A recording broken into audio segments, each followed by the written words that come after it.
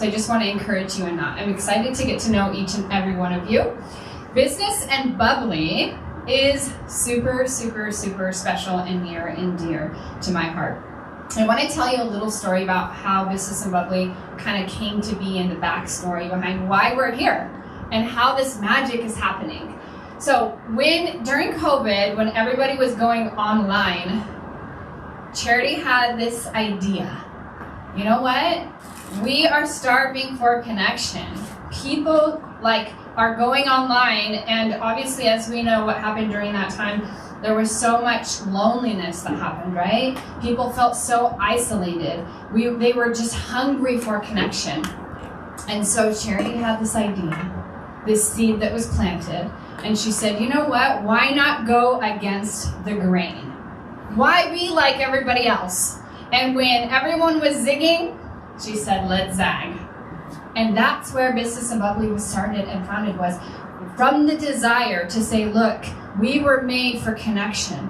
We weren't made to just get to know people on screen and have no heart-to-heart, body-to-body, soul-to-soul connection. We were designed to be in person. And so, of course, it wasn't super popular opinion, but guess what happened? It was like this wildfire that took off. Because little did we know that the thing that we actually need is to know that the person next to us feels what we feel, sees what we see, senses what we can sense. And that happens together in the room like today. And so I just want to encourage you, each and every one of you in this room is fighting for something. You have a dream. There is an idea in your head that either you've already started to move in motion with it, or you're in the place where you're casting that out. And that seed, that idea, that thought, that business will grow into something extremely beautiful if you're willing to take the risk to continue to move forward, to continue to take steps of courage like you've done today. And to scale your business, right? To go to the next level. And I'm telling you, something about what you're doing with what's happening here in the room is like the catalyst that is the flame that's going to keep going and take off like wildfire, like Business and Bubbly did. Now for me, Business and Bubbly has been just the most special and it's like this sparkle, right? The most special thing that has happened. Not just because it has literally put me in a position to meet incredible women, but it's fanned this desire and this flame inside of me to recognize that there's levels to personal development, there's levels to personal connection, there's levels of depth that you have yet to experience if you're willing to get vulnerable and to take on the challenges and to take on the rejection. Because being in a room like this can be scary. But I will encourage you to be willing to put yourself out there and play full out. If you're already here, play full out. And that can mean different things for different people. But be willing to put yourself out there. Because in a space like this, with Business and Bubbly, you will have the biggest cheerleaders and the greatest support. Honestly, for me, since beginning with Business and Bubbly, my husband and I are financial advisors. So we teach people how money works. And initially when I first came to Business and Bubbly, I was trying to place myself and figure out what is this, right? How does this apply to me? Sure, networking is good, acquiring clients is good, but what is Business and Bubbly for me? And the first few times that I came, I didn't actually know. I just kept showing up, right? I just kept showing up. But little by little, event after event, I started to recognize that Business and Bubbly wasn't just a place to network. It was a place to find my tribe. It was a place to let my dreams take on a different to morph into the character that it is today. And now, because of that, I've had some of the coolest connections. I've made some of the most special friends. I've been able to experience and see things that I didn't think I would when I initially came. When I initially came, it was literally just this oh yeah, let's go network. That sounds fun, I love pink. That's cute, let's do it. Little did I know it would become something so near and dear to my heart that today I couldn't imagine my life without. So I want to welcome the founder, the dreamer, the visionary behind Business and Bubbly. And if you guys don't personally know Charity, fight to get to know her because she is incredible.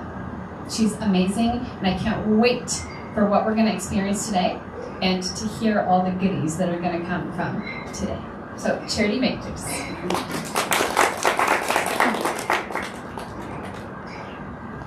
Isn't Eureka amazing? Let's give her a round of applause. I just love seeing her grow and expand into who you see today. She came from, like you said, coming into this room, not even really knowing what it was, liking pink and networking, to now her and I co-direct and co-lead this community of women here. And what has been really amazing to see this past year, we now have 8 chapters and growing. And we actually have now another new one that's about to start. Kirsty and I are going to be co-leading a faith-based chapter. So we're kind of doing a little niche-specific group, which is going to be really fun to see how that evolves and grows. It's kind of a beautiful experiment, and we're going to see what happens with it. But my name is Charity. I'm the founder of Business and Bubbly, and this all really started with the seed of an idea because I was craving in-person but genuine connection.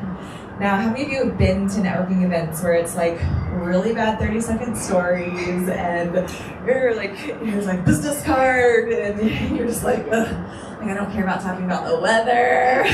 Anybody, totally, right? Well, this is not that, so I'm glad you're here. But I just felt like there was something that we could do differently, that we could take the concept of networking and connection, especially for us as women, and for us as women in business, because one of our mottos is that when money gets in the hands of good women, great things happen. And, right, I know, that's an applause, we get applause for that, right?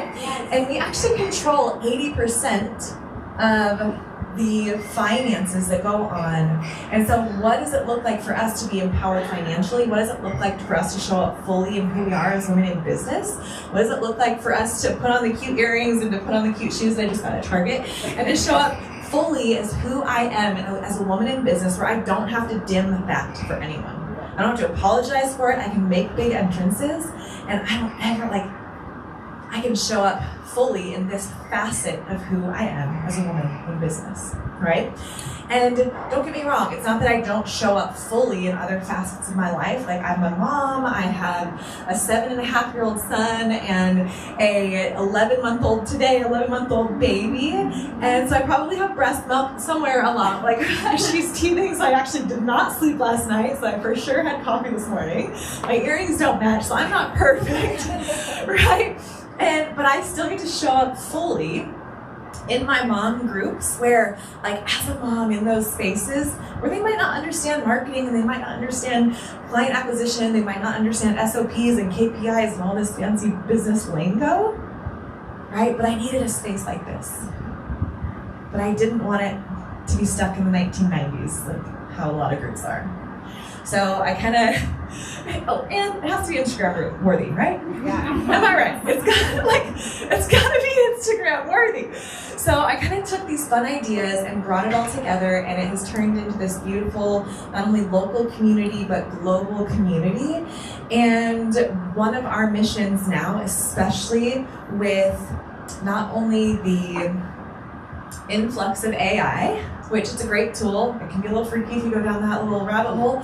But I think within the next couple of years, we're not going to know online if that what we're watching on Instagram or whatever is real. Or if whatever course I'm taking about how to learn the whatever, if that was artificial, or if it actually came from someone and their genius and their heart and their experience, right? And so for me, it's gosh, we're on a mission to actually connect, like genuinely connect community, because there's nothing that replaces heart to heart, soul to soul, business to business, belly to belly connection where I know you're real and that you're not a robot talking to me on Instagram, right? So if I need financial advice, you better believe I'm going to a real person and not a robot. And so in the next couple of years, I actually believe that the world is going to be awakened. Like, not that it's already not the most valuable thing that we could create and cultivate is connection, genuine connection. But I actually believe that the world is going to be awakened to the fact of how valuable that is. Right?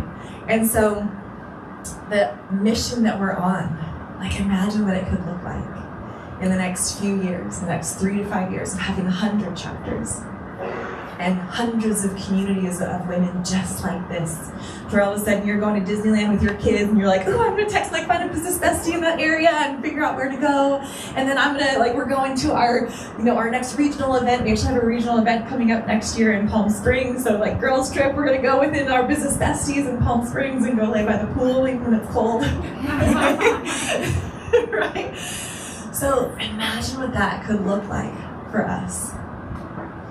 And there's this quote, some guy said it, I don't remember his name, but he said, if ever there comes a time where the women of the world come together, it will be a force that the world has never known.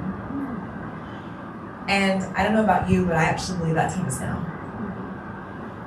And I'm on a mission to make that happen. Because there's something really, really powerful when we can get out of comparison, when we can get out of unhealthy competition. Now, don't get me wrong, I actually think that healthy competition within the context of community is great. I used to play volleyball, and my best friend, she was another outside hitter. When we were competing for that top spot, for that starting position, we competed, but it was actually like let the best woman win, and it made us better. So within the context of team, within the context of community, I love it. Like let's go. Let's encourage and spar each other on to rise, right? And another one of my missions is, with all of this, like, I'm not necessarily even interested in creating a big audience. I'm actually interested in creating big people. I'm interested in you not feeling insecure when you walk and stand next to giants, when you walk and stand next to big people, when you, that person that you might be intimidated with, all of a sudden you are standing now shoulder to shoulder with them because you know who you are, right? So I'm interested in creating big people. And so when you come into this space, into growth environments, yes, like you can come fully express as who you are as a woman in business, but we also don't require perfection. Progress over perfection. No one here is perfect. Can we all just, is anybody here perfect? Yes. Oh, good. Okay, good. Right. So no one here is perfect. No one expects perfect. Like, so the places where we maybe feel like we're not enough, or that we don't have it together, or we keep hitting against whatever ceiling, or I don't know how to do this, it's actually meant to be filled in by the other women that are around us. And that's the idea of community. It doesn't mean that we have to agree on everything. I'm not looking for uniformity, which is the same way that we all have to think the same way, that we all have to do the exact same things, that we all have to agree on every single thing. No, that's uniformity. I'm not interested in that. I'm interested in unity, community. That despite our differences, that we can come together. We can rally around the fact that for us as women, that together we can show the world what's possible. So that's what this is about. So don't get me wrong, like it's like, yes, there's networking, but we're on a bigger mission. And we're building this thing as it flies. I'm not ever going to claim to be perfect. We are growing and expanding right alongside the women that are coming along with us in this journey, and it's been so fun.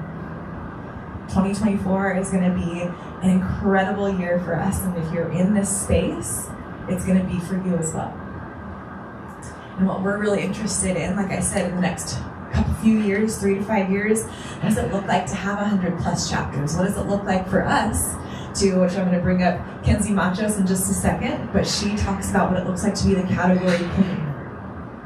What does it look like for this community, for you sitting right here, to be a piece of what it is that we're doing, to be the category queen of connection and community for women in business?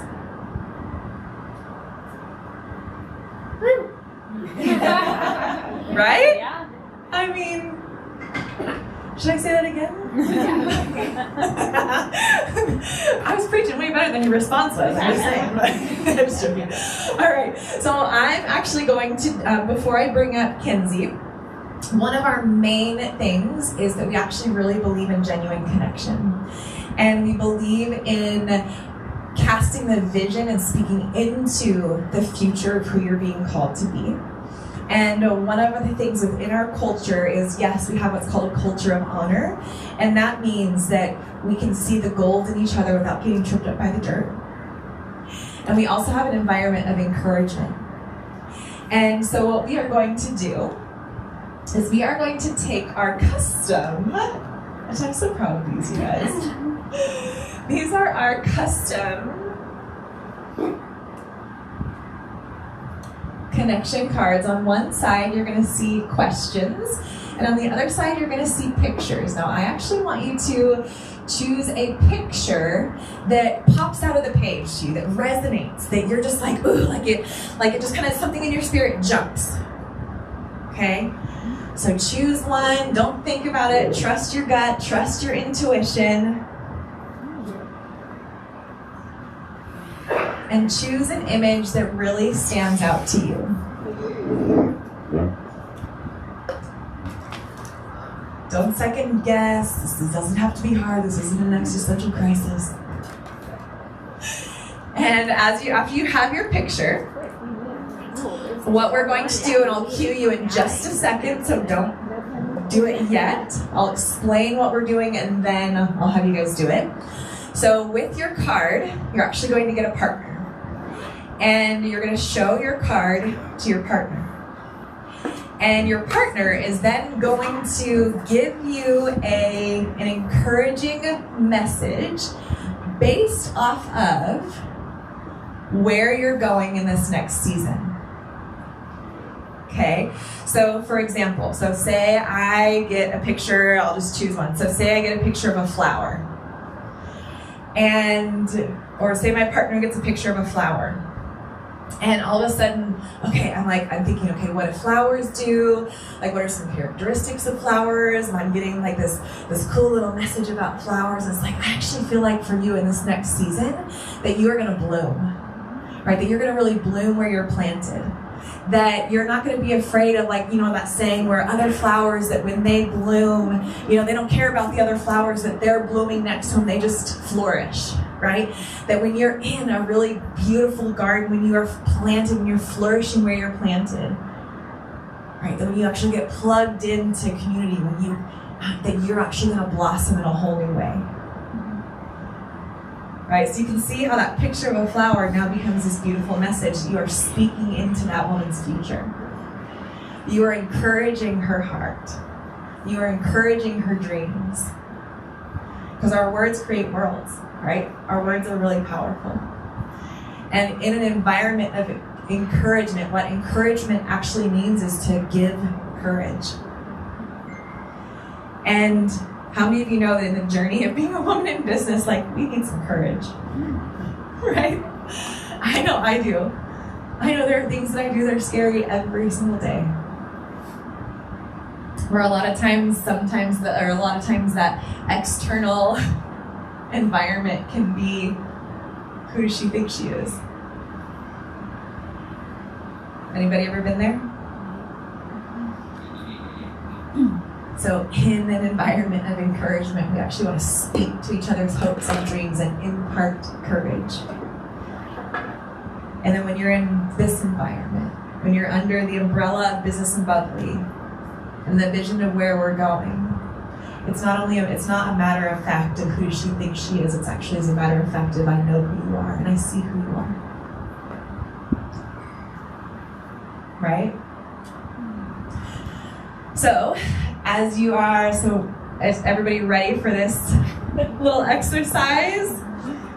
All right, so go ahead and stand up, find a partner. I want you to kind of mix and mingle. Maybe find someone that you don't know.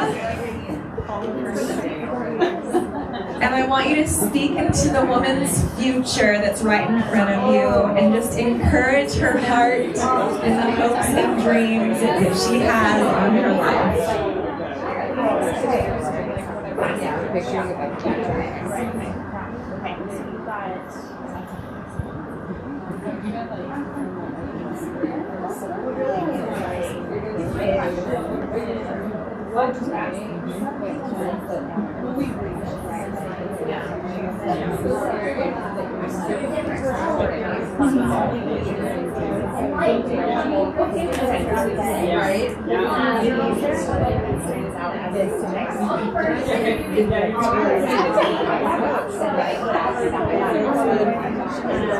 well, I have a good inside. I have a good inside. And he's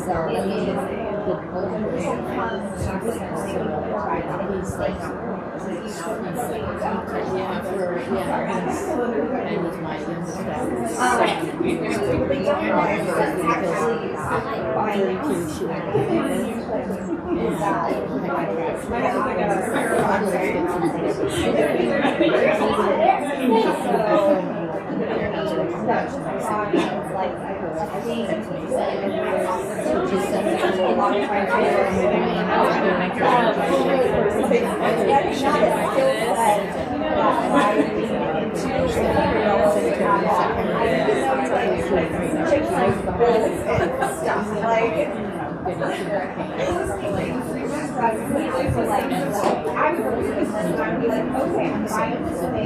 If you haven't switched partners, go ahead and switch partners.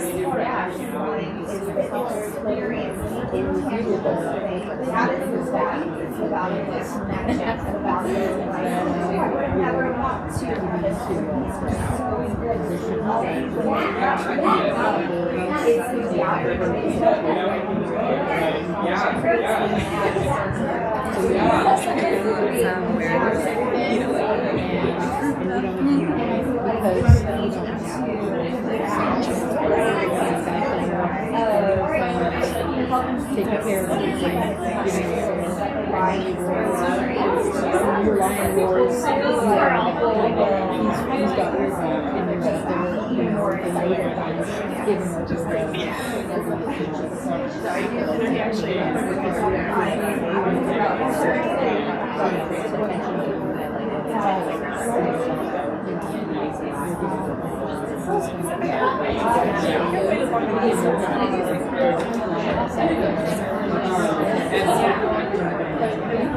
I got mistakes. I have babies. You really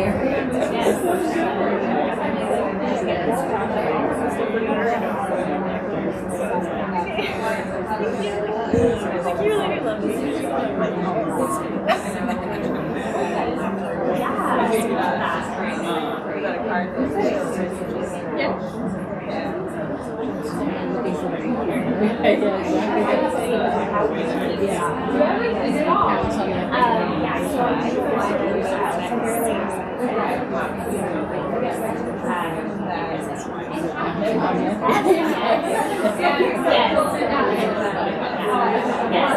So at the same time they're doing that, they're also watching their house and their clubs and they're watching the for their husband.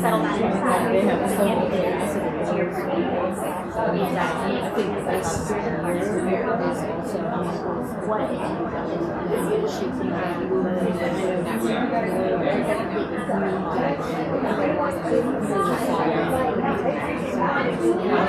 stuff, and now just we're not doing that anymore. Yeah. We're not doing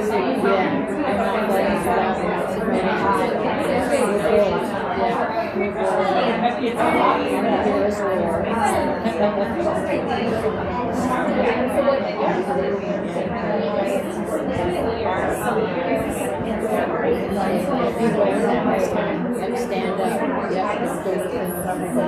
Okay, what is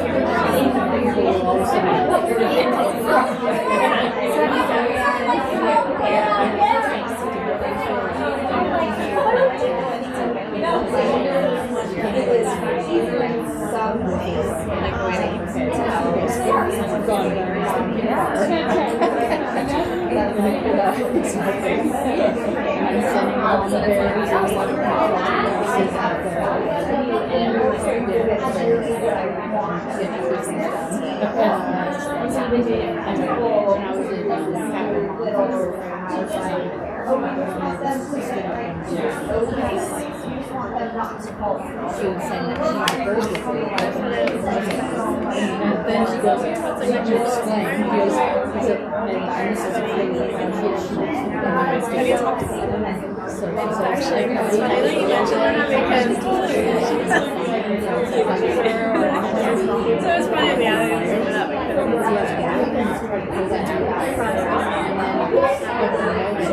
So I was talking to her about it when we met the celebration stuff. She was more like, this is my first layer.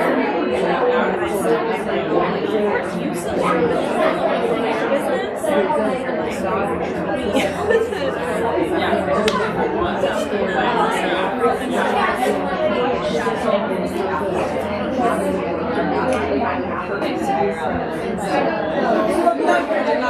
It's just like, well, that's what I'm it's like, sit down and edit it. I finally got it. And then I'm doing everything else so I can like reset my phone.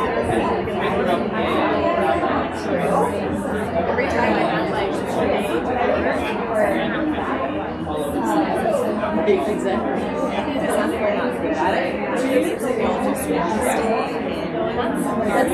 That's the first thing that I watch. Well, that's why like I thought you like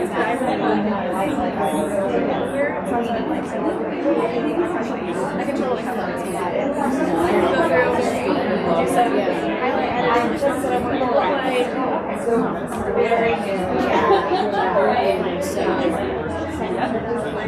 I need this right now. So I'm moving.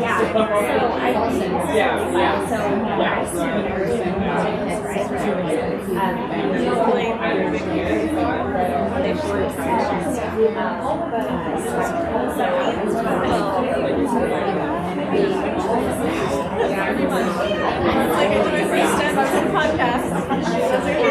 That was fun. Like my cousin started. Sure. Yeah. I haven't listened to it. I don't know if my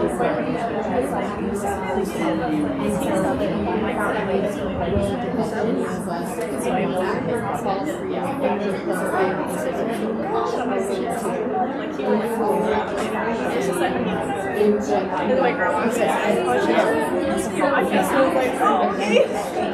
I don't know what to tell her. Let's do it.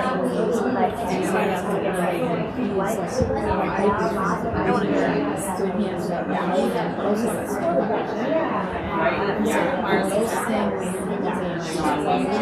YouTube. She's locally here.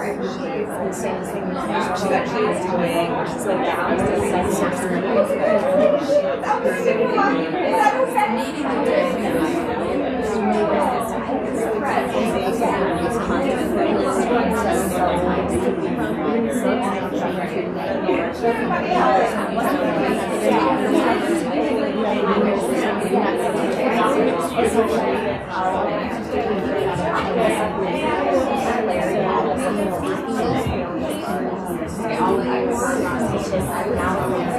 All right, you guys, let's wrap it up.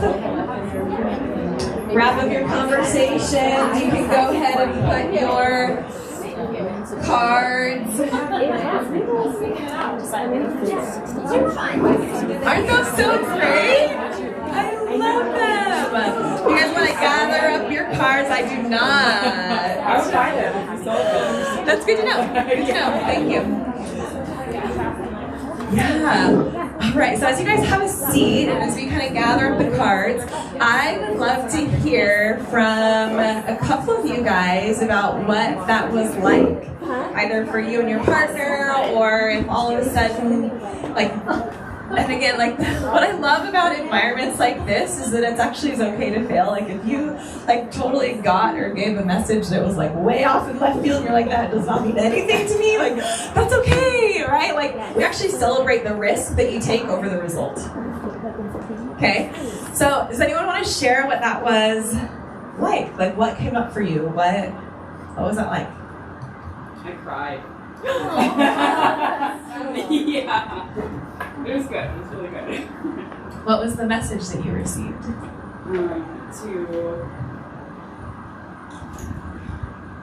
will say it better, Leah, than me repeating it. Her card was beautiful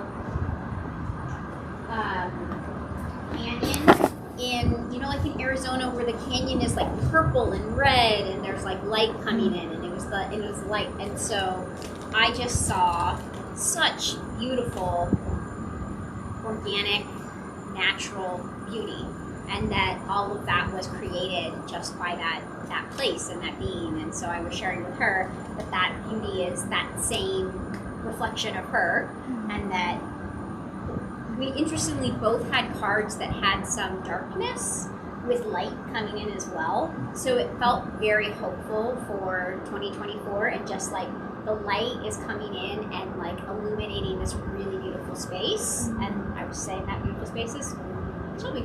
That's so good. I love that. That doesn't make you cry. So Shelby, what was that like for you? As far as receiving or giving Leah one? Receiving. I mean, it felt really good, and to just like kind of reassurance that what I'm trying to do or create is going to come naturally to me, and that kind of just, I mean, maybe with like the canyons, you know, like water flows through them, they're very malleable, and like what I'm good at comes naturally to me, and to like follow that. I was like, okay, it doesn't have to be super hard. It doesn't have to be like, you know, something that doesn't feel good or feel right. So then like I think what does feel exciting and good and just feels like you can do it, you know, it's whoever you are, then follow that. Yeah, that's so good. Does anyone else want to share? I'll share. Yes.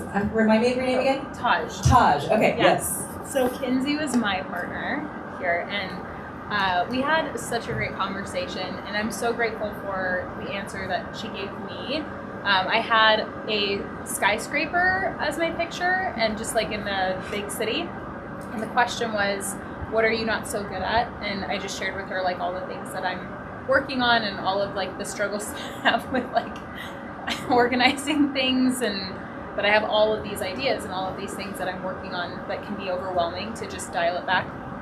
And I told her like some of my goals and things that I'm working on, and how one of the people on my team are like, hey, we need to dial it back and do this one thing at a time, and you just need to chill the heck out and just work on one thing at a time. And that's something I struggle with. And she was just telling me just such a good, you know, from the receiving end, just such a good word of encouragement of, you know, keep your energy going, keep your drive, keep your vision going, and let that go up and let that move you forward. Don't ever lose that, because I think sometimes you get, you know, you have big pulls in your life, you have big dreams, you have big goals, and you can very much take that for granted. And there's a lot of people that you might meet that you think do and they don't, and when you do, sometimes when you meet someone that doesn't, it can kind of pull your drive down, right? So thank you for that. And just that was my experience. It was really what I needed to hear. So, and you knew, let's get put together. So good. I just love that. I love it. See what an environment of encouragement can do, not only for our hearts, but for our dreams. And it usually is just exactly what we need to hear.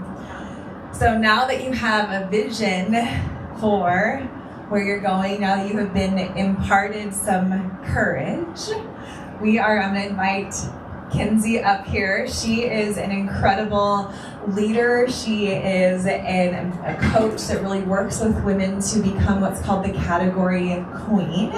So if you want to have your business or your brand stand out in a way that allows you to move from the middle of the pack to taking the lead, that's what this woman helps with, especially with messaging. And it's been so fun. We were connected online through a few different mutual connections, and today is actually the first time that we got to meet in person, and we both bonded over the fact that yes, like we like cute shoes and earrings and good lip gloss, but don't get us wrong, like we don't want to talk about the weather. Like we want to dive into your hopes and into your dreams and into what is keeping you up at night and into the ways that you have healed and what you're going through in life. So anyone else, like, you okay with diving in the deep end? Because we don't really stay on the surface in here. So, all right, good. Well, let's welcome Kenzie and Machos. I believe this works. Yes. Hi. We're so fancy. Thank All right, that's for you. So fun. Thank you, Charity. Let's see. I'll go to the beginning here. Oh my God. Yes, this is so fun. Thank you, Charity, for having me. This is really good. Let's get. There we go. Do we want to do? I don't know. This will be good. This was a fun exercise to do. So, just a backstory. We've been updating. We offer online education, and we've been updating our curriculum over the last month. And so I've been in the weeds of this content, like in the weeds, in the details. And so then to kind of pull it back up again to more of a little bit of a high level framework for you all was actually kind of challenging, which is definitely my zone of genius. But what I love about these intimate settings is that it allows us to go deeper where we can and really meeting you guys where you are. So I want to definitely, I want this to be interactive, and I'll be asking you questions, and we can go in the deets where we need to. So I'm excited. Let's begin. So how to become a category queen of your industry? Do you guys want to talk about that today? Yeah? Okay. What I hope to really give you today is a couple takeaways. Really the mindset piece. This is really the bulk of what we believe in at the Category Queen, in who you are and what you do, and how you get to your vision faster, how you see that through, and what that looks like to really own your category. It all starts with how you think about yourself. We're going to talk about the unique niche formula, how to define your unique brilliance, and then how to win over the hearts and minds of your audience. Okay, so I'm going to talk about, I'm going to give you some strategic level takeaways, and also some just like some conceptual, woo things to consider as well, because I love both. If we haven't met, I'm Kenzie, as Charlie has said. I think that's my name. My unique brilliance is really around positioning, marketing, messaging, content, and scalable offers. I didn't just wake up today and decide to do this. I do have some experience, and so I share these things just so that you can be like, okay, I can trust you. I do know what I'm saying. I do know what I'm doing. Between my husband and I, we have a large portfolio of personal and professional brands, which we've leveraged these particular concepts that I'm going to teach you today. And then my people. My husband is a veteran, also owns his own business. And then we have three children, and it's insane. Our life is just crazy and fun and all the things. And I live out of my car as of late. So also my brain is crazy. I've been diagnosed with ADHD I think I was diagnosed at about 31 years old. I'm an introvert, weird, and quirky, so you'll see some of that as well. And what I love of what Charity mentioned is really stepping into spaces and just being who you are. That took me a really long time to discover, and I would say really in my early 30s, which that sounds weird to say, early 30s. I'm 36. Don't feel that old. But to think about how long, I lived several decades before I really felt comfortable in my own skin. And even to say things like quirky and weird, I always felt like the weird girl and like super awkward. And now I'm like, yeah, like this is who I am. So I love that you stand for that, Charity. Also, if I could describe myself in a couple memes or tweets, this is what that would look like. I don't know if you guys can relate. This is so me.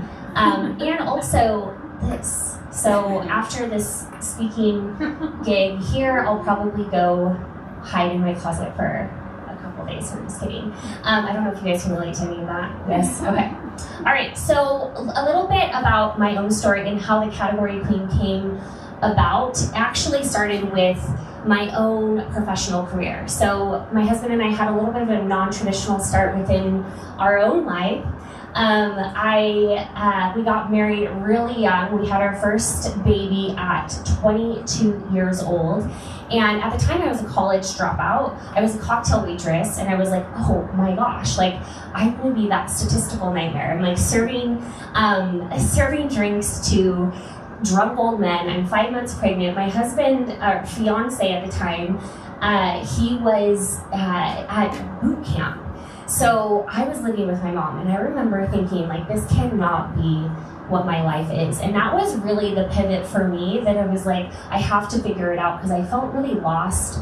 And, you know, when you think about purpose and meaning and things like that, at 22 years old, that's really hard to come by. But then you birth humans and everything changes, right? So I went back and I did all the things that you're supposed to do. I went back and got my undergrad and got my graduate degree, and I had the really successful career.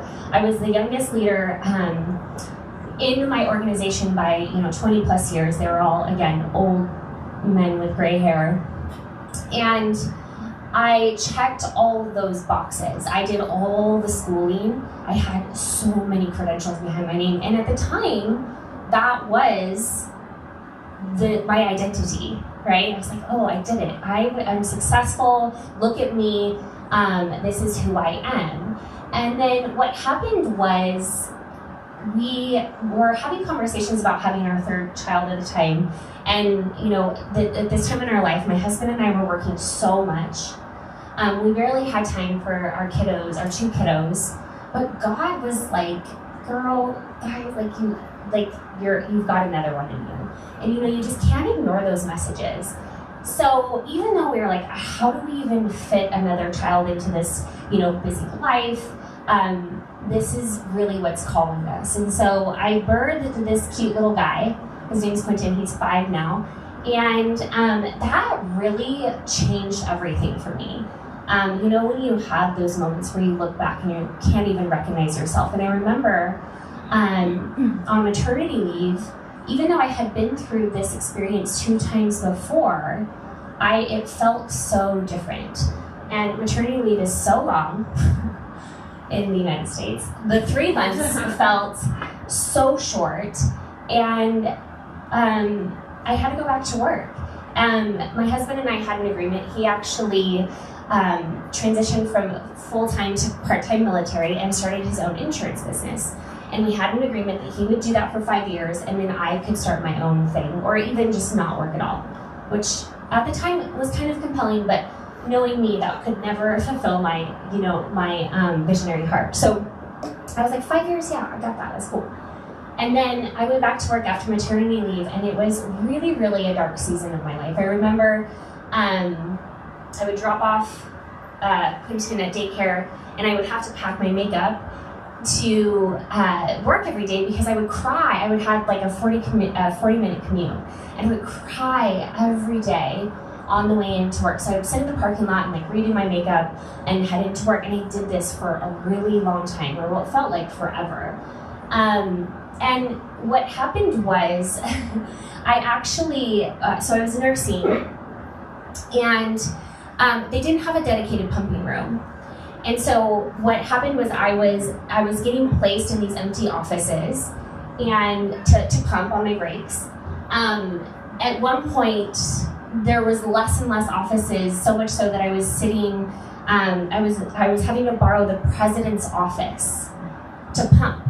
So he would leave. So I'd be like, hey, I have to pump now, and he would leave. And again, he's like this old man with gray hair, and it was really awkward, especially because I'm pumping, and I would spill my breast milk on his desk, and I'm wiping it up, and it was super weird. So finally, I'm like, you guys, I went into the administration. I was like, you guys, can we come up with a dedicated pumping room? I'm not the only nursing mom here.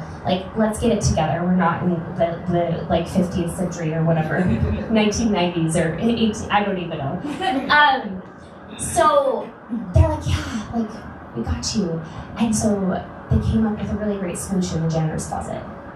And I was like, oh, this is special. This is really special. So I was sitting in there, in that janitor's closet, and it was literally a hole, this big. And they just plopped a chair in there. And I just was like, this is not okay. This is not okay.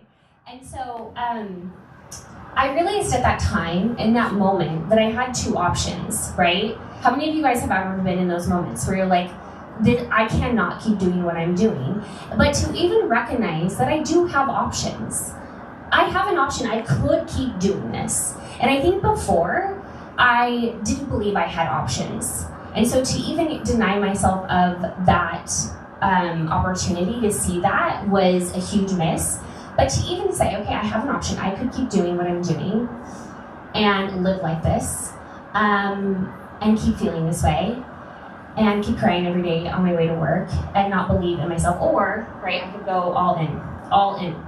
At the time, all in, I had no idea. I had no idea what that looked like. I just knew I had to make up money because I was the breadwinner at the time. And I had a website that was an old-fashioned blogging website from 10 years before. So I had that going for me. But I was like, if I can just help more people, what would that look like? And that was the moment I decided to go all in. So I heard this quote. Have you guys heard this? To get what you want, help others get what they want. And that was around that same time. I was like, okay, if I could just figure out how to help people, maybe that will help me get what I want. And so I put together my first coaching offer. And I had nothing. I actually bought a used MacBook because I realized I probably shouldn't be using my work computer to do this. And used a used MacBook, and I crafted a couple social media posts. I put together this little offer, and I earned $7,000 as my first earnings as an LLC. I was like, oh my gosh, this is so cool. And that was such a light bulb. And 7,000 is so, what that means to anybody the meaning behind that changes, right? It can be life-changing for some, might be pocket change for others. I think the point is, once you know how to earn money on your own, right, everything changes. And so that light bulb habit, I was like, oh my gosh, this is so cool. I just tell people I can help them, and I can earn money on my own, and I have control over that. It's funny because everybody's like, well, what's your offer? What did you have, right? And really, like I said, all I had was a Google Drive. I had my used MacBook, and then Zoom for coaching calls. Okay, and I tell my clients this all the time. Like, you don't need a lot to get started. All you have to have is that belief. And so I was like, this can't be it. Like, this is crazy. Is this a fluky thing? So I repeated that process, and that was not too long after I had my first 21K day, and I was like, oh my gosh, this is so cool. So I just was getting that validation that this can work. And that was when I was able to really, have the confidence and the faith that I could do what I wanted to do. And so, again, here, no ads, no funnels, no launches. All it was is me, my unique brilliance, and me telling people I could help them. What I also want you to walk away with this is that I think a lot of you have probably heard don't quit right before the breakthrough. The breakdown right before the breakthrough. And I always, in every season of light, there's always a season of dark that comes before that. And so it's really important not to forget that if you are in a season of feeling hopeless or confused or challenged or feeling like nothing's working, know that something's coming for you. Stay the course, keep going. There's a bigger plan at play. And really that the darkest season truly of my life turned into one of the greatest, and it was because of having that faith and taking action. And so this is really what I believe in what came from that journey, and what continues to unfold is that every time a woman recognizes her unique brilliance, the world changes for the better. And all of you have that within you. It's really about extracting that and bringing more of that to the world. And so that's what I really want you guys to walk away with, is really feeling the confidence that you have everything you need inside of you. And it's just a matter of finessing and amplifying and really starting to share more of that with the world. So my mission here is to give women the access, the tools, the resources to unlock their unique brilliance and use it to create not just an extraordinary business, but also an extraordinary life. And I feel so passionate about that. I feel it in my blood. And it's really what drives me. So that's my cute little family on the right there. So let's dive into the strategics. Any questions? Again, this is a really fun, intimate setting. So I do want this to be interactive. If you guys have questions, just raise your hand. Yes? What branch of the military was your... Air Force. Awesome. Yeah. My husband's a Marine. Cool. Yay. Thank you for your service. I'm not sure if you touched on it, but what kind of following do you have? When you were Tiny. So at the time, I get that question all the time. And we're going to talk about followers. So I was on Facebook at the time. I wasn't on Instagram, or I had Instagram, but I don't think I used it. And I had maybe like, I don't know, 500 friends. So I'm going to help you overcome that following objection too, because that is a big one. I need more, I need a bigger audience. I need more. So we're going to talk about that. So this is the Category Queen framework, and this is really about what are the pillars. How do you amplify and not just your impact, but your income, and really not just from a conceptual perspective, but strategic. We really believe that the foundation for everything is, again, what's inside of you, and how do we bring more of that into your marketing. What is your unique niche? Because once you have a unique niche, everything becomes easier. And of course, the offers that you sell on top of that, how you create demand, right? How do you create demand? It's through content, communication, right? Attention is the hottest commodity. And then we're making offers to help people. And that could look like literally in a setting like this. It could look like in a phone call. It can look like on a sales page, whatever that looks like. But if you think about this framework, it's bulletproof whether you're just getting started or scaling to several million. So let's unpack this. What is a category queen? I'm curious, what do you guys think of when you think of a category queen? Words or phrases or sentences? Yes. The go-to person. Ooh, I love. Yes. What else? Yeah. Someone just who has a really specific excellence, I guess. Yeah. So good. Thank you. What else?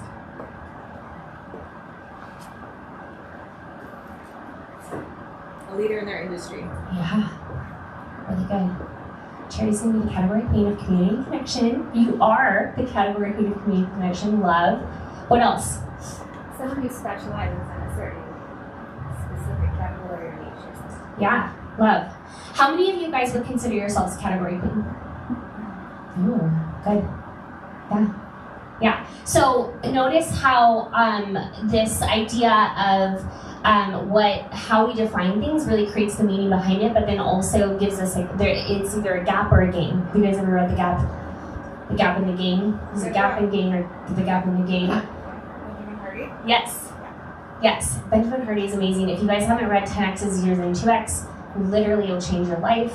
I'm doing an 8-week rapid transformation with Benjamin Hardy right now, and You're doing it? I need all the details. Yes, he's really cool. He's incredible. Anyway, this really is about how we see ourselves. So category queens, really, we believe that we don't compete, we play in our own leagues, and that's what it means to create your unique niche. They're also the best at what they do, right? Not just in what they do, but how they communicate with their audience, how they connect with their audience. And then also, they're a change agent, right? How many of you guys would consider yourselves a change agent? Yeah.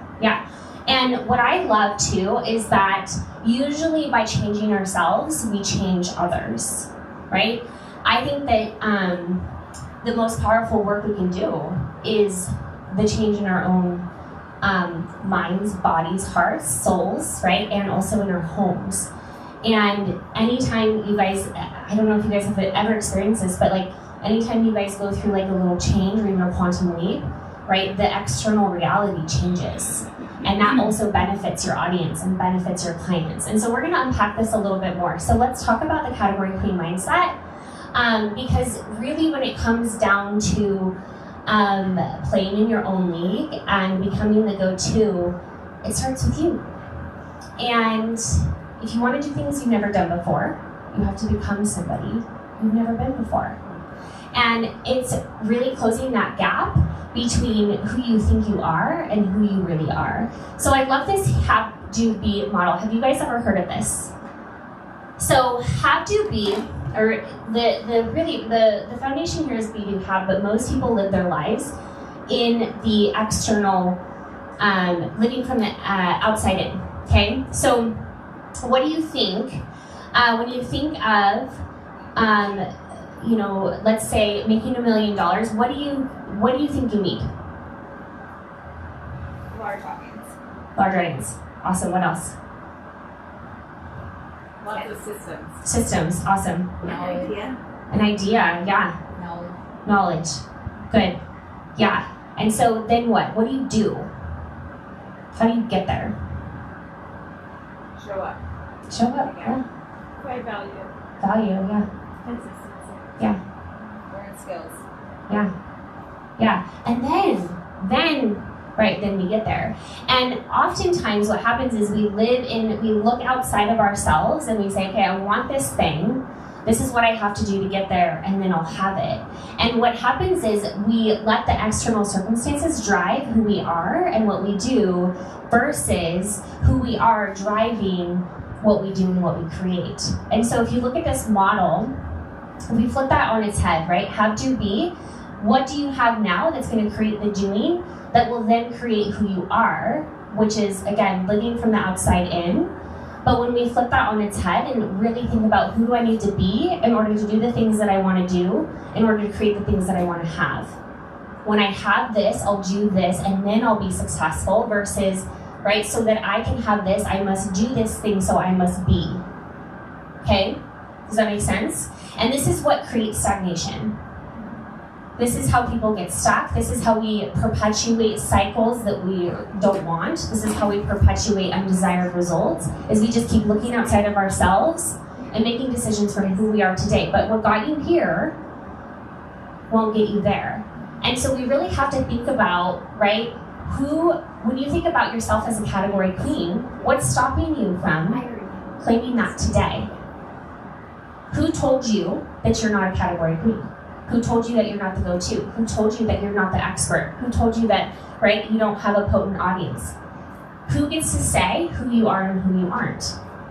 So what would it look like for you guys to embody the version of you that is already the category queen? What would that look like? I'm just curious. Who are you? What are you doing? What thoughts are you having? What feelings are you having?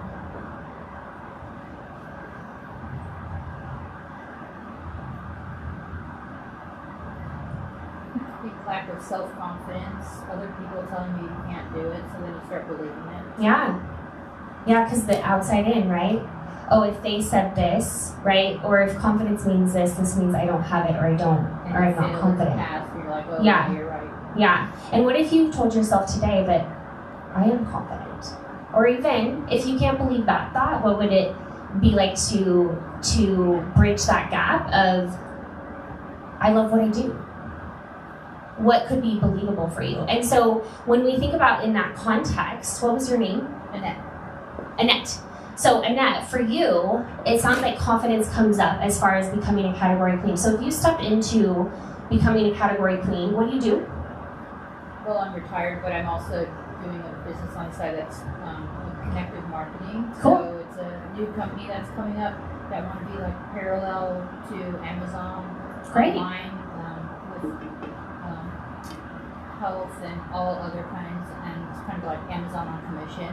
And so it's a new business that's launching with huge people like CEO of Apple Sweden. Cool. And they're in that. So I feel like because it's in the beginning, I feel like, well, do I wait till it's more established, or can people understand it at this level to get involved, and how do I get them involved? And then I feel like they, instead of looking at me for my confidence, I just need to point them to the experts in the company and the ones that have done it before. Yeah. So I just even need that confidence that in me and in the company to bridge that gap. Yeah. Because it's all infant stages right now. Yeah, and I think that's really common. Anytime we're starting something new, we take on the identity of a beginner. And what do beginners do? They're shaky, they're not very confident, they have the thought that they're just getting started, so it creates that energy of infancy. But where could you find evidence, and this is for all of you, because I think that this is one of the biggest fallacies about being the go-to expert is having more, I need more testimonials, I need more experience, I need more, media icons behind my name or whatever. But what proof or validation could you look to today to really allow yourself to not feel like a beginner or see yourself as a beginner and actually see yourself as an expert, as very, very experienced? Because even though something might be new, right, you have whole decades lived of experience and expertise. So really shifting that thought.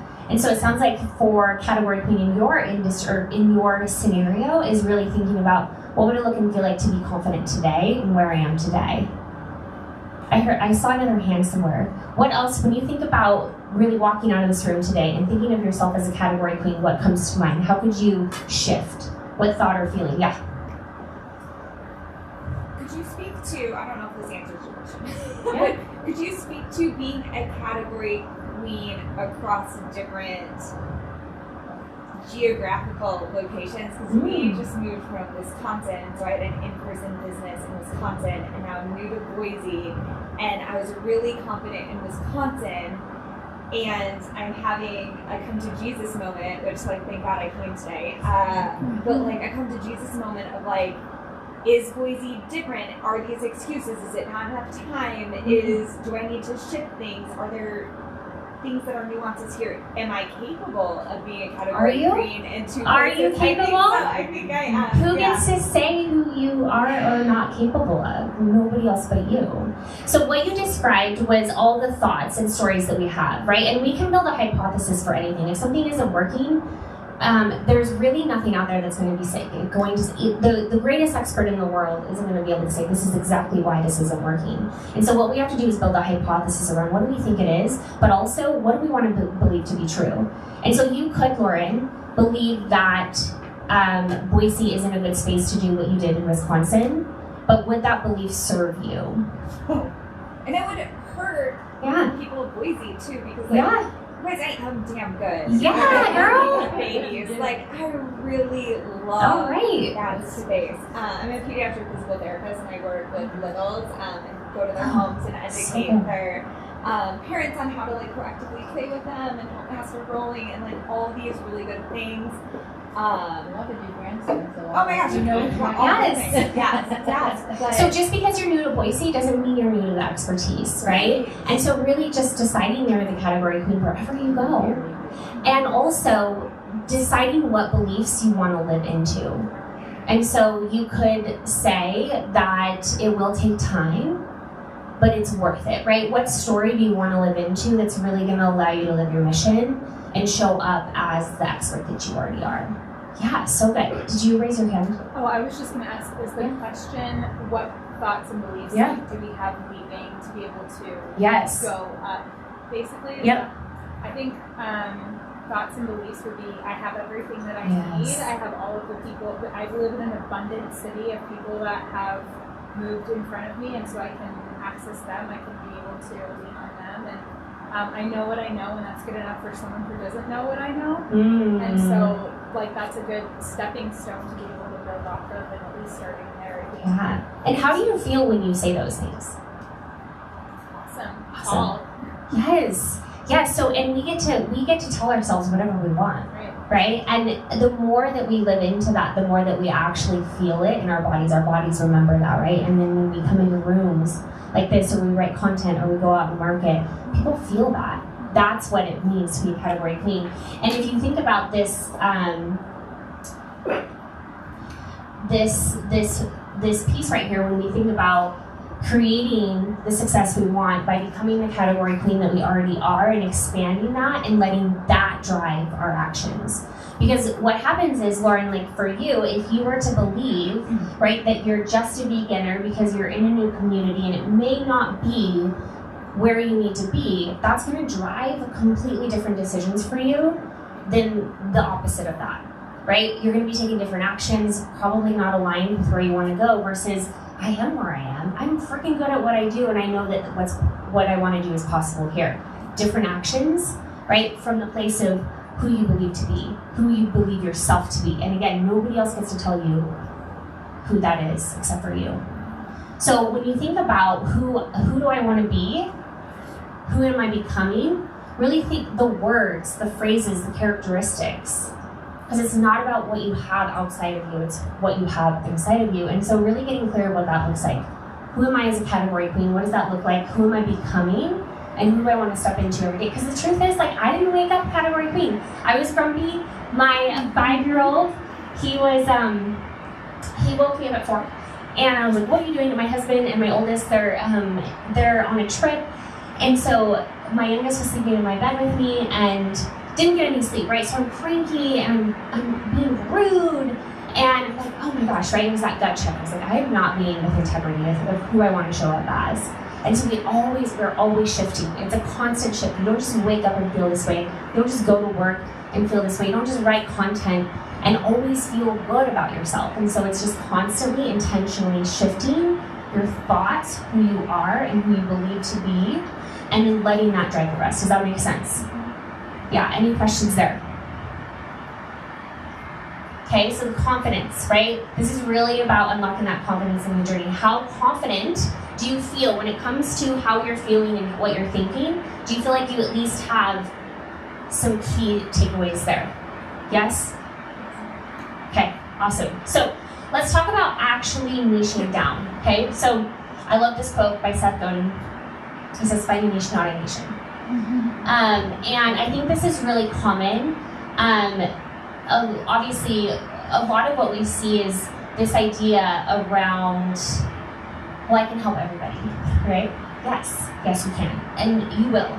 And the impact you're going to drive is much larger than the actual clients or customers that are going to come to you. But this is how we think about really dominating your space, is about creating your own league, but that requires you to really discover what your unique-ish. What your unique niche is, okay? So why is this important? There is this, I learned this from Russell Brunson. He says there's 3 big lucrative industries when it comes to the money-making machines. We have the health space, the wealth space, and the relationship space. How many of you guys know you're in one of these spaces? How many of you don't feel like you know? Awesome. So good news for you, right? You have a proven lucrative industry, but the problem is these are really, really noisy. This is a concept I read about. It's the red ocean, blue ocean. Have you ever heard this term before? Yeah, so it's this concept, which is a really morbid concept, but I get so much feedback on this concept, and so I always have to share it. But when you think about somebody that goes fishing where all the sharks are, it's this bloody mess, right? Everybody's feeding off the same fish, and it's not fun. And it's gross, versus blue oceans where nobody else is fishing, and you can enjoy your fishing trip, and you can actually catch fish and have way more fun, which is totally my style of fishing.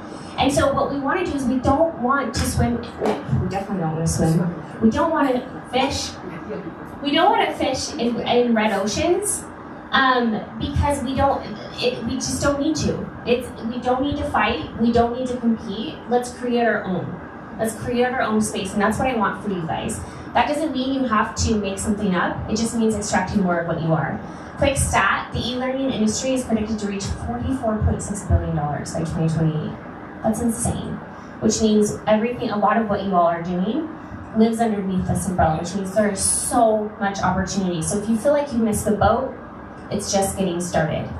But what we have to do is really think about where in that $44.6 billion am I going to capture my own little pie, my own little piece of pie, right? Red oceans, they're saturated, they're overlooked, they're oversold, and there's a lot of competition. When we have blue oceans, uncontested new demand captures attention.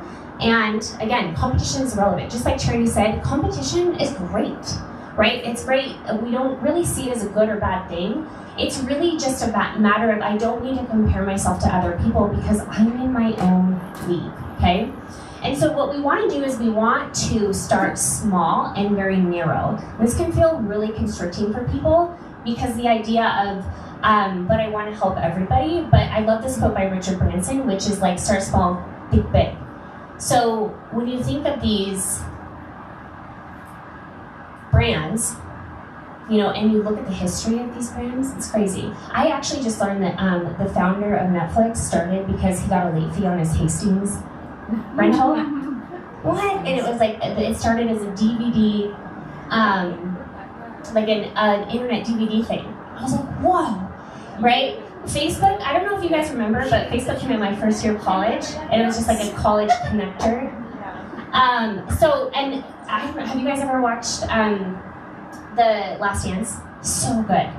And just hearing, right, the journey of Michael Jordan, he didn't go into it thinking he was going to be a mogul. He just was really good at what he did, right? So if you think about even the biggest brands in the industry, they started somewhere. And so you really have to ask yourself the question, what do you want to be known for? What do you want to be known for? Transforming mental health. Ooh, good.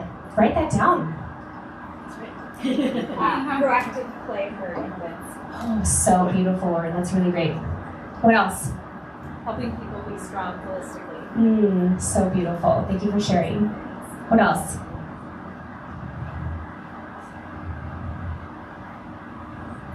Building big people. I love that, Charity. So good. What do you want to be known for? And I think too, sometimes we can overthink this. If you don't know, ask other people too. What do you see in me, or what do you come, if you think about the people, like when they come to you for questions and seek advice from you, what are they coming to you for? But also, what do you feel excited about? So when it comes to your particular unique niche, I want to give you a formula to really operate under. But it's really about alignment. Alignment of your unique brilliance with a particular segment of your market, okay? So this is the formula. You have your unique brilliance plus a very specific target audience. That is your unique niche.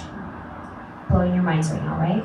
And yet nobody, or no, I shouldn't say nobody, the majority of the industry really is overlooking this component of the specificity and the potency of the unique niche. Okay, so we have to stop ignoring this.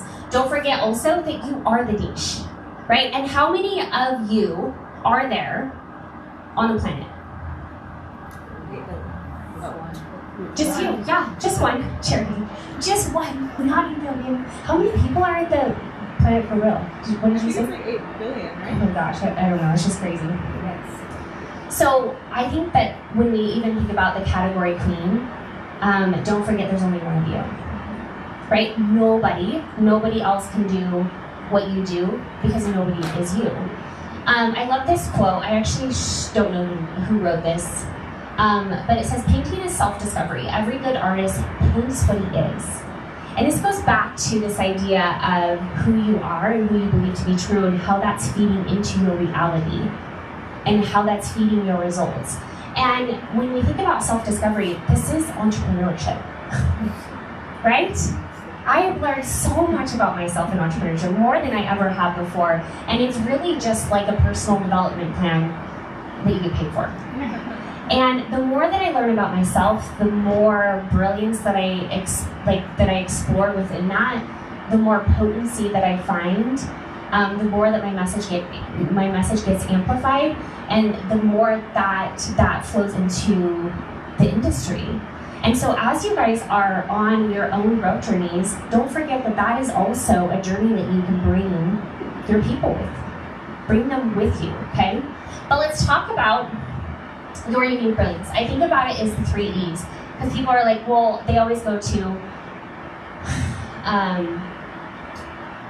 well, I'll circle back to that. So we have your expertise, the most obvious one, okay? So what you're good at. And I think most people will generally just kind of live here, and it kind of creates this spinning thing, because it's like, well, I'm really good at this, but I don't really know, I don't really like it or whatever. But do not forget that your expertise isn't a start and a stop.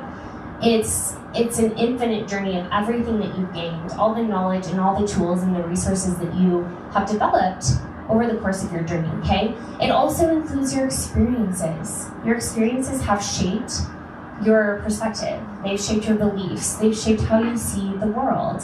And so when we think about all the trials and the tribulations and the fears that we've overcome and the challenges, those are the things that have shaped you. That is a part of your unique brilliance, okay? And then your excitement. What do you love? What are you excited about? What are you most passionate about? This is really important because the last thing you bought from somebody or something, generally there was a connection to it. you rarely buy things that don't create an emotional connection within you, right? And if you think about even yourselves as a personal brand, right, people don't actually necessarily want what you have to offer, and we're going to talk about that here in a minute. So, this just goes to show, right, your unique brilliance is more than what you know. So this is a couple examples of some clients that we worked with. Heather Quizzle, you might know her. She has built a whole business around her experience of becoming a widow. And I think this is really important because, again, you think about when we helped her launch her first offer, I always was so curious, like, how many widows, right, are there? Like, there can't be that many, and there's so many. She has this really potent niche of widows, and that's all she talks about, is her experiences and that excitement around helping other people grieve in the way that they need to and create a new life for themselves, right? That experience has gained that expertise, right? So I think it's really important. This is another reminder. We don't need to look at our expertise through a linear lens, okay? This is Stephanie Wigner. She's a chiropractor, and she's built several clinics in the East Coast, chiropractic clinics, and she was really successful, and she started to expand her brand into helping other chiropractors do the same. What Stephanie has done so well is she has blended not just her expertise, but also her fire for helping other people make a lot of money, and her beliefs around money. And so it's not just about building a clinic, it's about making more money and also not sacrificing it for those that you love, because she's a mom, right? She's a wife. So she's really blended those things into her overall messaging and marketing. This is another, again, there's a niche for everything. Ashley is a piano coach, and she's built a whole successful business and brand around helping other piano players, and not just piano players, but piano players that are adults, okay? So again, there's a very subset of a niche here. Adult piano players that are more like artistic and creative, and they want to go out in public and be able to play wherever there's a piano and express themselves creatively. And so if you think about even these three examples, right, it's not just a linear thing. It's a very holistic approach. And so as you guys think about your unique brilliance, your unique niche, what are a few ways that you can infuse more of you, your expertise, your experiences, and your excitement into your overall marketing, into your overall messaging? Do you have some ideas?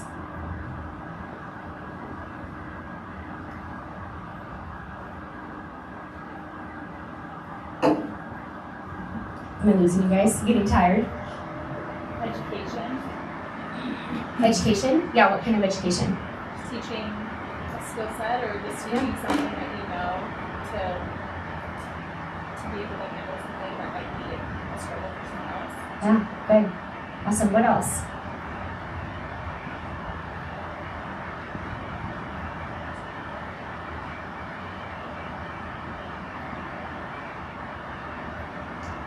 Do you guys feel like you get excited to talk about things you want? How many of you guys are creating content?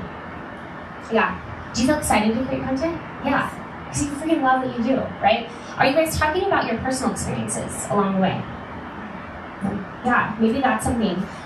Why do you think it's important to share experiences? Because they relate to people. Yeah. They build connection, relationships, Yeah. and it positions you as the expert or the Yeah. launcher. Yes. Yeah, thank you for sharing. Yes. So really thinking, how could I, even if you guys write your next piece of content, what would it look like to infuse all three of those things? It's not just about what you know, right? And if you think about the people that are going to buy from you, they're not going to buy from you because you know something. They're going to connect with you, okay? So let's talk about winning over the hearts and minds of your community. Again, this just expands on this idea that people don't buy what you do, they buy why you do it. And so one of the things that I have my clients do whenever they come into our ecosystem is really understand why you do what you do. And so we love to create storylines for all of our offers, whether it's a paid offer or a free offer. And so when we go back to this idea that people don't buy what you do, they buy why you do it, we miss out. It's really cool to talk about all the benefits and the mission behind it and the features. But have you ever considered, have you heard the term your origin story? Yeah. So there's an origin story for your offer, right? And there's a before. there's an explosion and there's an after, right? And that was probably within that journey, there was probably an epiphany that you had that was the thing that brought you to this idea or the concept of your offer.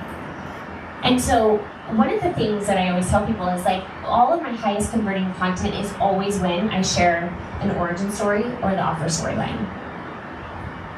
Where was I before I experienced a transformation that's within this offer that I'm selling? What was the thing that led me to realize, right, like I shared with you, it was the janitor's closet moment, right? What was your janitor's closet moment? What did you gain through that experience? What did you learn? What did you unpack? What did you discover? And what happened after? Right? The before, the explosion, the after. That is a formula you can use to tell any great story, to really allow people to see themselves in that storyline. So what I love to do anytime we're bringing a new offer to the market, I always love to start with a storyline. Is this something that you guys are doing right now? Yeah. You guys shared your storyline, right, at the beginning. Okay. So the I don't know what that is. I'm like Tyrenda. There's no Tyrenda. Does it have to do with kiln itself? What? Is it like a kiln code or something? Or did someone I think some people Someone's trying to Someone's hook MacBook. up to it? I don't know. I don't want your AirPlay code. I don't want your stuff to show up. We don't want your MacBook. We want this one. I know, right? Jarenda, turn your stuff off. Turn your stuff off. Who are you? That's okay, Tree. I don't know how to do it. Actually, go for it, girl. It's all good. Okay. Okay, so we have the offer storyline, right? This is how we really connect with the hearts and minds of our audience. And anytime, even outside of the offer, really thinking about that emotional connection. People are feeling and thinking a certain way, just like the exercise that I had you guys walk through. Oh, there we go, thank you. Just like the exercise that I had you guys walk through in the being, the doing, the having, it's the same thing with your audience, your potential clients, okay? So she or he, right, has a certain set of thoughts, right? These are the beliefs that are standing in her way or his way of getting the thing that she wants, right? And a thought that is thought over and over and over again forms into a belief, and that's driving the feelings and the behaviors, the values and the desires that she has. And it's really important, we have this saying, the heartbeat of your dream client. It's really important that anytime you are writing or marketing or connecting with someone, that we drop into that heart space of the other people. It's really important to understand your audience. What is she thinking? And it all starts with thoughts, right? Because the thoughts are driving everything else.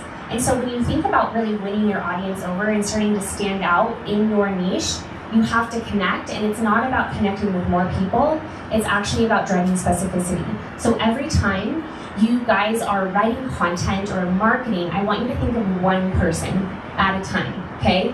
So instead of thinking about your niche, think about that person. And I always love to think about clients or conversations that I'm having. I look at my calendar and I remember I had this one coaching call, and we talked about this particular thing. This is what she was thinking. This is what she was feeling. This is how it was driving this action. And so instead of trying to win out over all the people, you just have to start with one person at a time, and that's what drives that movement. That's what drives that magnetic field of the people that are going to buy into your brand, okay? So I have a story here, the 150K follower story. I'll wrap up here. I had a friend come to me. She has a really large following. I think this is an old site. She has like 400,000 now, but she grew this large following on Instagram doing hair tutorials. And that was her goal. She was like, I just want a large following, and I just want people to watch me do my hair. She's really good at hair. But I think she had this idea that we have this, the influence market is very high right now, right? I just want to be an influencer and make a lot of money. But what happened, she's like, I just reached 150,000 followers. She's like, oh my gosh, Lindsay, I can't believe it, but I'm making no money. I was like, oh, darn it, I didn't know that was going to happen, but I did. No. And what we started to unpack is that it's really cool to have an audience, but if there's not that connection and there's not that impact, right, that we're going to drive value and there's going to be that exchange, then it can feel all for nothing. And so this is why it's so important that we're not just focused on building an audience, but we're focused on building change. And how to change people starts with really understanding what they're thinking, what they're feeling, what they're doing, right? That specificity. And so when it comes to your unique niche, not just who you are, but who you serve and the specificity around it, think about one person. Who is she? What is she doing? What does she want? What are the beliefs that are holding her back? And that's how we really drive that change. Cool? So I really sped through this. And again, it was actually a really big challenge for me because I've been in the thick of our curriculum, so really pulling up a level was a fun challenge. But what I want for you guys is to really walk away and really feeling like something has unlocked within you and that there's nothing outside of you that's going to make you category queen. It's you. And it starts with you really becoming more of that potent version of yourself and starting to build that connection with the heartbeat of your dream clients, one person at a time, one piece of content at a time, one conversation at a time. Sound good? What questions do you have? Yeah. I just think maybe in, like when it's not your own business, I think what I've been doing, I'm wrong, but what I need to change doing is marketing myself, so people are attracted to whatever category or whatever, like I said, my niche from my expertise and knowledge, and then when I get to them on that level, they may start asking, what do you do, or what is it that you're, what are your goals, and work it that way instead of trying to just like not really sell something, and it's also just one person at a time. It's not like try to get the whole chunk and the masses, just one Absolutely. person for one person, just step by step, and attracting people to me by doing stories or giving expertise or life history or things like that. What could you stay up all night talking about if you had to? Travel and animals. There you go. And wellness and helping people. Awesome. And my faith. So I have a lot that's needed. I can narrow it down. Yeah, and so share more of that. And this is why I love when we think about the fact that you each are the niche. It's not about just talking about one thing all the time. It's about bringing all of you. And there's so much. We're so multifaceted. I mean, I have so many different things that I want to talk about and that I share and things like that. But every time you sit down, if you were to talk about travel, think about the receiver of that message. How is this message going to help them? Next day, if you want to talk about, animals? Okay, awesome. Let's talk about animals, but then consider who's the receiver of that message and how can I make this message impact them? So we're not just talking about what we are excited about, but we're also considering the receiver of that message and how that message is going to help. That's so great. I love that for you. Any other questions or feedback? Yeah. I love the beginning you talked about how we define things, determines, I missed it, but it's a really excellent point that sets the intention. So you know what you asked us was a category thing before you put it up there. Yeah. What was that kind of nugget of knowledge? I missed it. Like what is the importance of definitions? Why is a definition important to you? Yeah, the meaning is what you make it. Is that? Yeah. Yeah, I love that. And because, again, it's not what I think a category queen is, right? It's what you think it is and what that means to you and what parts of it you really want to embody to make that work for you. Do you feel like what parts of the category queen do you want to embody starting today? I think I have the category queen part. I think I need to work on being okay starting with some niche. Good. Start small. Yes. Yes, good. So it doesn't have That's to be music to my ears. Yeah. So good. Congratulations. Okay. any last minute questions, feedback? Oh, yes, Lauren. Well, first of all, I just have to say thank you because you're literally a godsend today, and I appreciate just like Charity for organizing everything and for it to come at like the most perfect time. And I'm gonna try not to cry, but Cry, girl. this is fine. Yeah.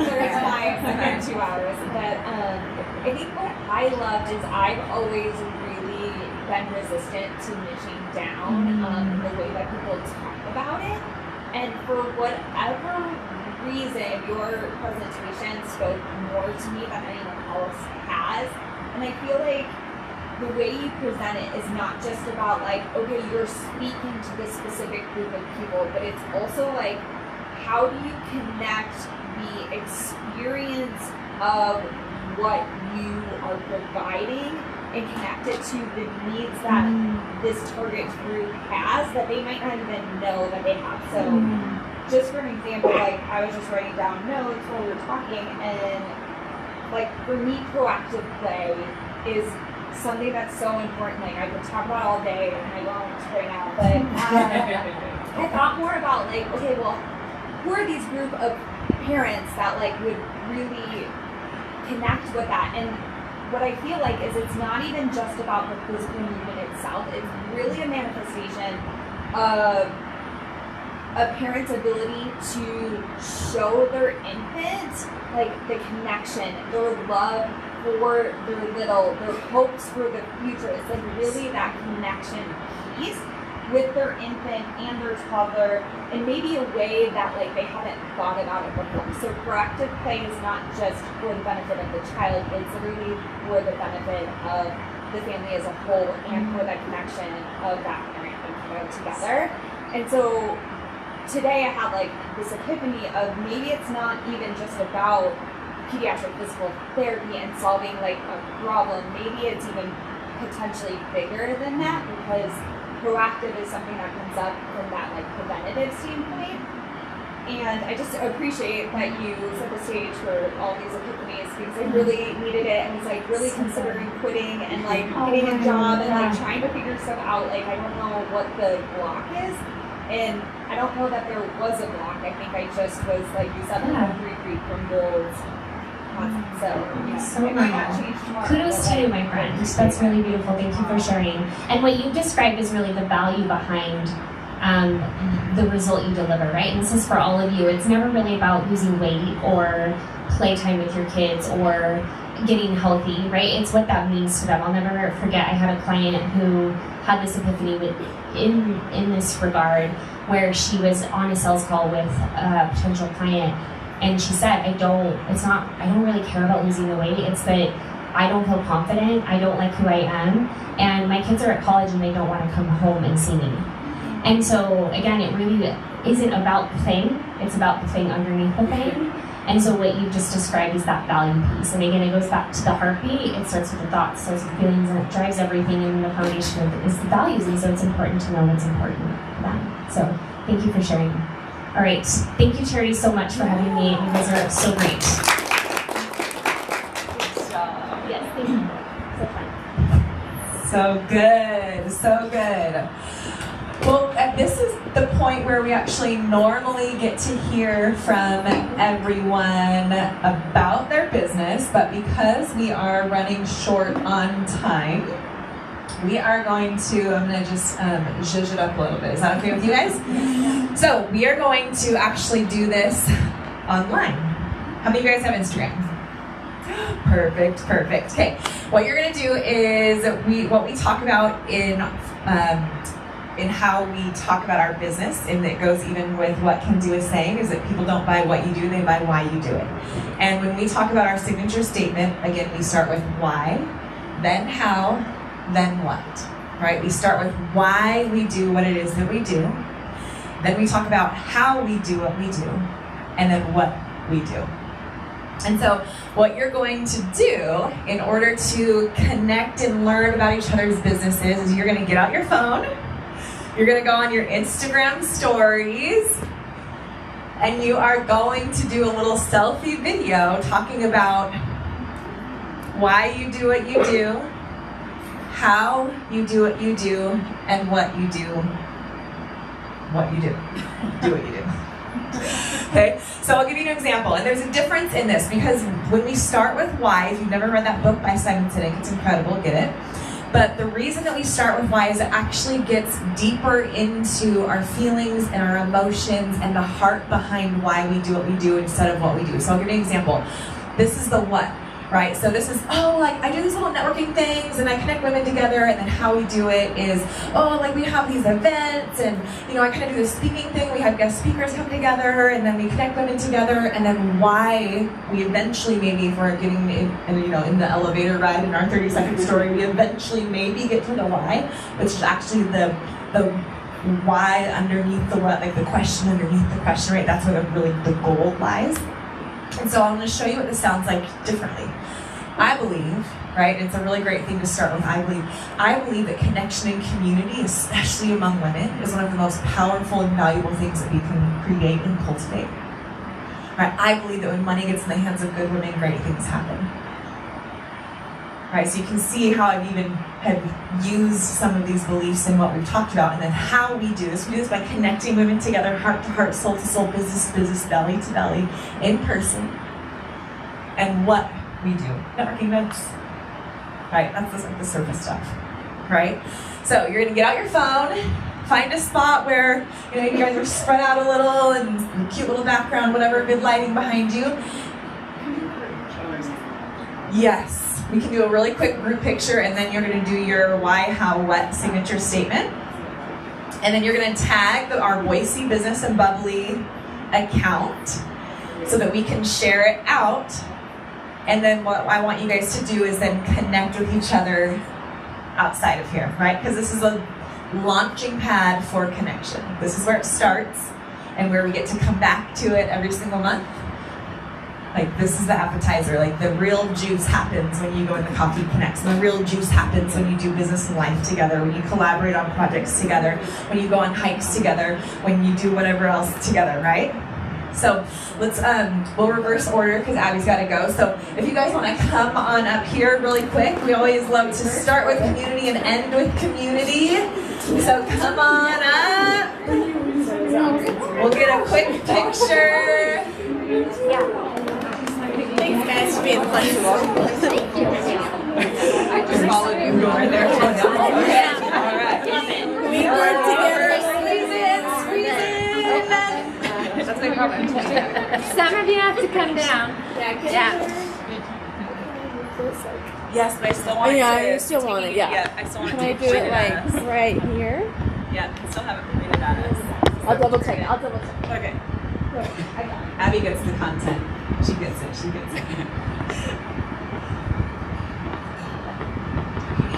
See, that's actually a better inlet.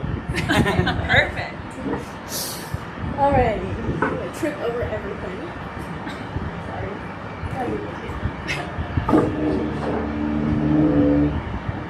So we'll get our picture, and then you guys are gonna do your selfie. Why, how, what? Deal? Okay. We ready? 1, 2, 3. What are we cheering? Let's say business and bubbly. Make it fun. Spirit fingers. 1, 2, 3. Business and bubbly. All right. Oh yes, we have the raffle. Okay, you guys do your selfie videos. Tag Boise Business and Bubbly, and we will do a raffle while you're at it.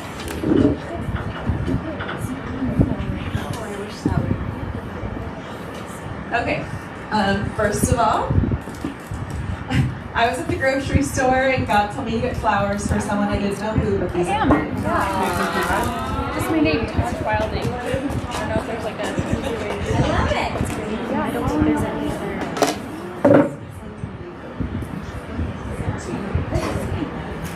So fun. I know.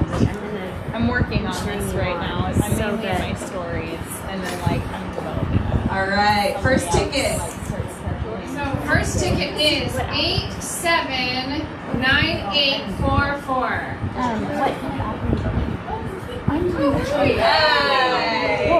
Get a fun little notebook. Second ticket is 879843. All right. Do you want phone stuff or ice cream for Blue House program. So you have all these Yeah. Next is 879841. It could be mine. I lost mine. Yeah, I lost mine as well. Abby. I was like, It's phone content stuff. Are you sure? Okay. 879842. Who were the ones that lost their tickets? I lost mine. You and you! Yay! And last but not least, This is a for connection. You guys get to go get Bang Bang Shrimp at Bonefish Grill. Ooh, let's hope that's you. That's two, right? We're Yeah, going two. So 879841 and 879846. Ladies, come on. Somebody got these tickets. Okay, 879846 and 879841. No. 46 and 41. No? They're not pull two more. Okay, two more down, right? All right. You lose. Okay. 879840 and 879845. 4045. Oh, okay. All right. So the two of you guys get to connect and plan a little shrimp appetizer at Bonefish Grill. All right. Do your selfie videos. Tag Boise Business and Bubbly. Remember, it's why, how, what, and we will share it out.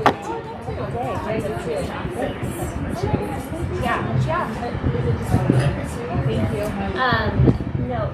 That was like church. Yeah, sure. I'll connect with you. Your video. My card. Awesome. Thank you. Just trying to read. I don't office. Like I built my business here. You know, meetings happen. Just do the like do this.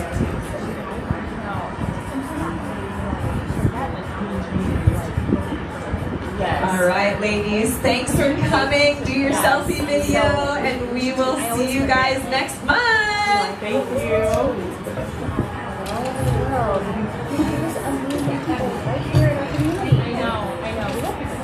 I know. Yeah, so I looked at Lindsay, are you local? Oh, really? Yeah. Yes. I didn't know. Yeah. Nice to meet you. Oh, awesome.